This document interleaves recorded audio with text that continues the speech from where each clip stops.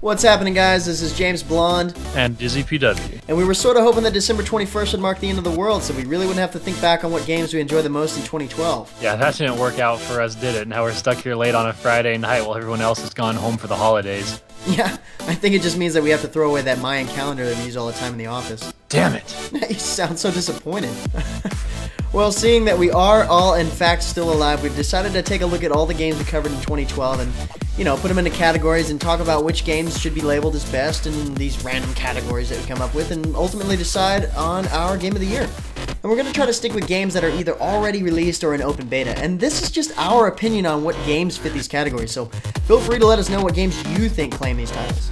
So, you go first. Which category are we starting with?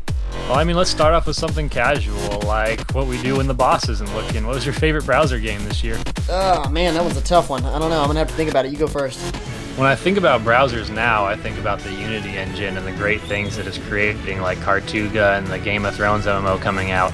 But we don't quite have those yet. They're still mostly in limited beta testing. So for 2012 browsers, I think about Empire Strategy Builders. And although they're pretty stale, the best of the bunch was probably Forge of Empires this year. It's got this civilization feel with the tech tree and whatnot. But a week ago, my writer Proxer introduced me to this game, Totem. Now, Totem takes more of the, internet trading card game system and puts in a real-time combat system with it, along with crafting, great music, great graphics, a complete campaign mode, single player. It's everything I want for slacking off at work. I gotta give it to Totem in 2012.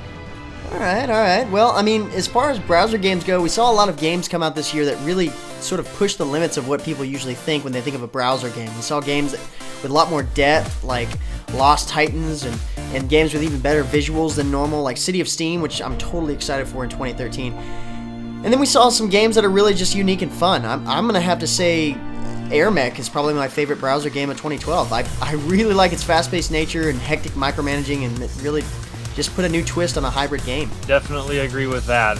Yeah, these browser games are coming a long way using some pretty impressive engines. Look at King's Road. It's got great graphics for a Facebook game, and it nearly had all the elements of client-based brawler like Darkblood has. There is nothing I love more than a good brawler between major MMORPGs I'm playing. It's just quick, crazy action. You can't top it. And for our viewers that are wondering what we're talking about, a brawler in our books is akin to something like Vindictus or El Sword, where you go to a hub town, collect quests, and enter an instance and just blow shit up until you face a crazy boss at the end. Some like to add some puzzles or traps or other goodies into it, but essentially the format stays the same.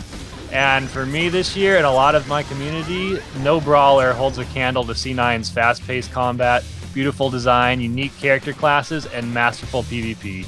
On the RPG side, I give it to C9. Yeah, I'm going to have to agree with you there. Darkblood would probably have been my second choice, but C9, it has the same clean physics that you see in other games like Darkblood or Rusty Hearts, but it tops them with that sick-looking graphics and that tournament-worthy PvP, and not to mention the very unique customization it offers. I'm surprised we agree on one already, but C9 was one of the best games that came out this year, and something I didn't touch on before was the level of detail and the customization on the game. But it wasn't perfect. They had gender-locked classes and no real races to choose from, and I wasn't a fan of that. It is 2012. What do you think was the really best customization you came across this year? For customization, well, there's a lot of new games that have come out that are pretty innovative on the new ways that they customize. Come on. Darkblood has a boob slider. Everybody loves that. So, well, I'm probably going to catch you off guard on this one, but I'm going to have to say Blacklight Retribution has some pretty sweet customizable features. And yeah, I realize that that's the direction that a lot of first-person shooter titles are going. You get Absolute Force Online, you've got Arctic Combat, things like that, with a lot of customization. It seems like Zombie Studios really got creative on their customization of the various parts of your characters. Not like other first-person shooter titles that just add, crazy items to your character that make you just look plain goofy. But there's not a single customization item in Blacklight that doesn't look badass. Oh man, I mean, I definitely agree with that. They have some awesome things in there, and it's all perfectly integrated into their system. But I'm going to go more on the MMORPG side of things because I have this crazy artistic girlfriend that will literally sit over my shoulder for an hour and a half until I get a character that meets her standards.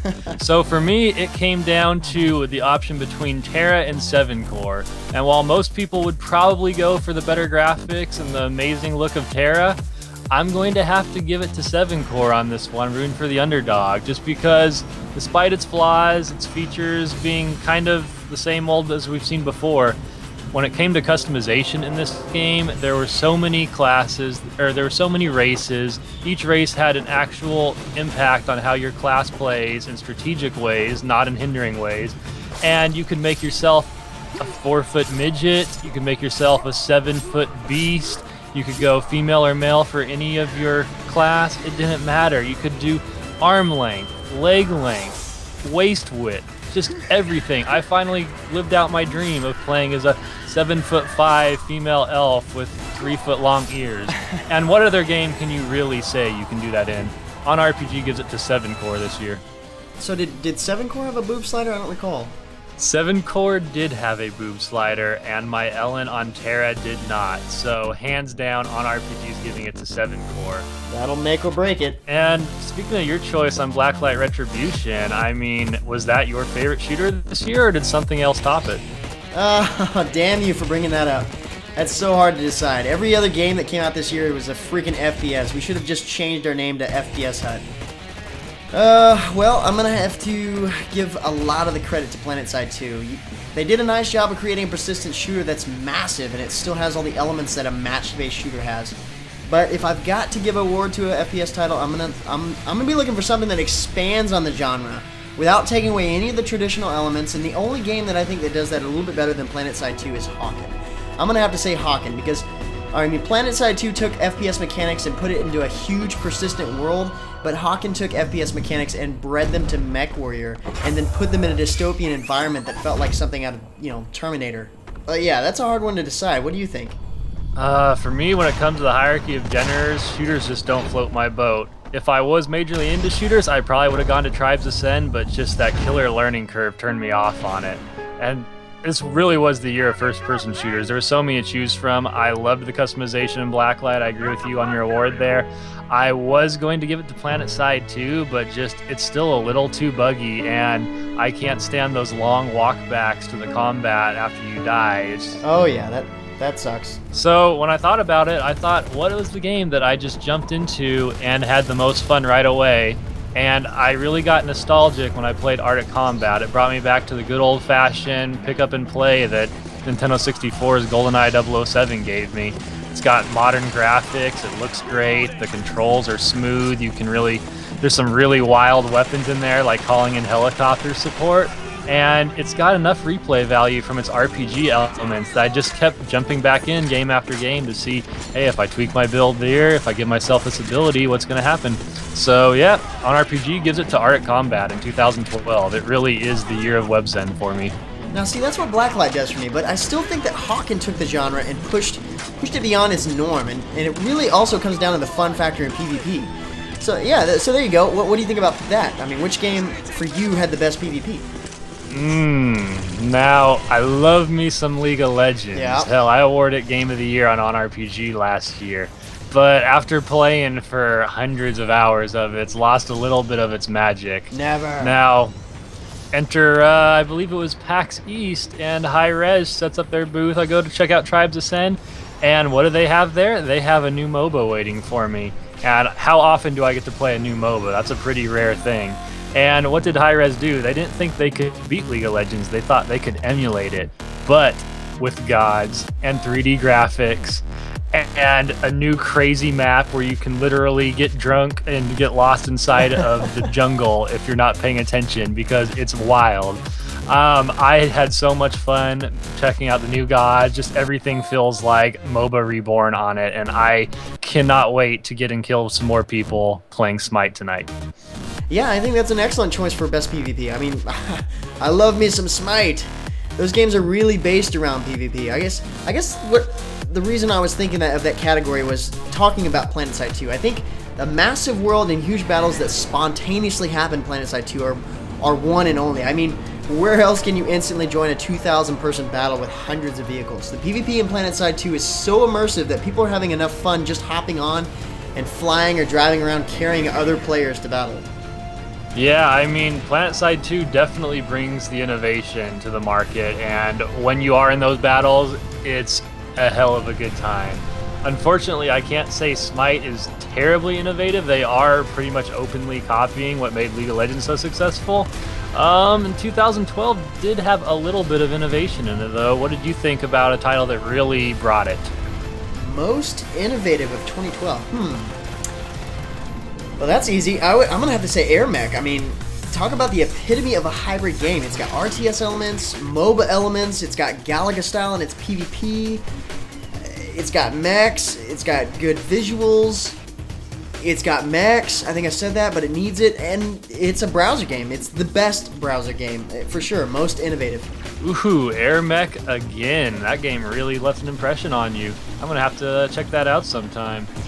For me, innovative, and it's unfortunate, but I just don't see as much innovation as we used to in the free-to-play market. I mean, maybe it's the World of Warcraft mentality and whatnot, but this year, the two titles that really stood out to me on the innovative side were both, or at least currently now are, buy-to-play titles, and it was Guild Wars 2 and The Secret World.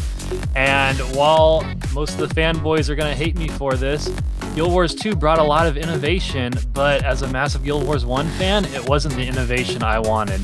They basically scrapped what I really loved about Guild Wars 1 and replaced it with just the AAA modern next generation game, and I wanted Guild Wars 1.5, I guess. So I am giving it to The Secret World.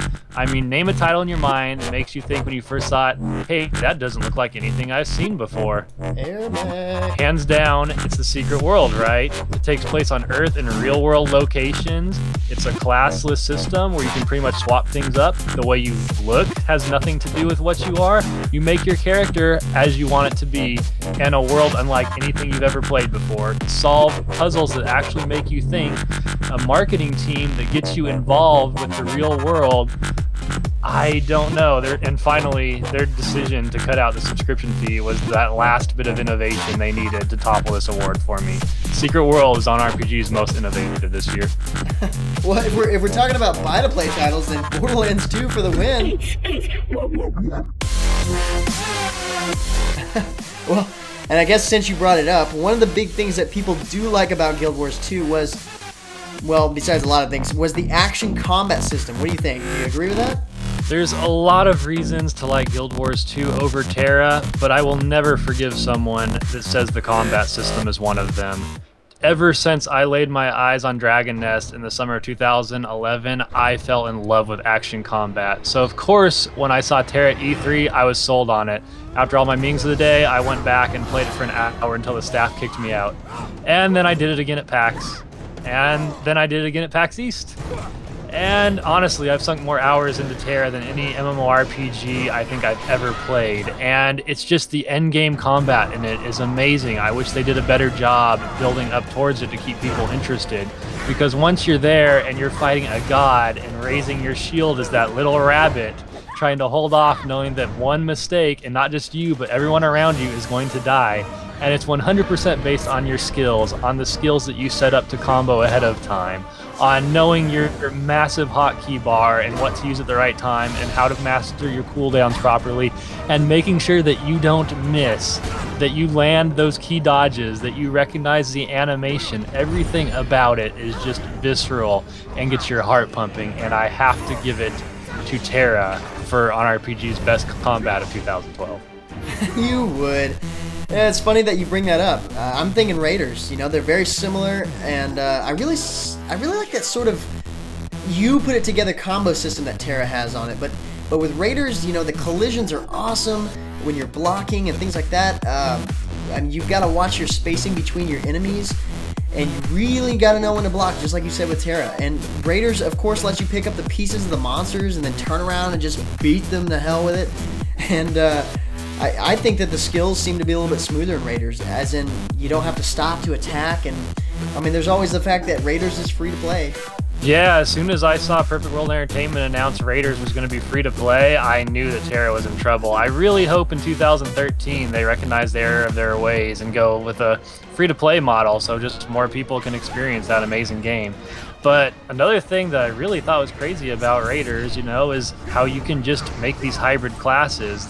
That seems to be happening more and more, but the old class systems aren't completely gone.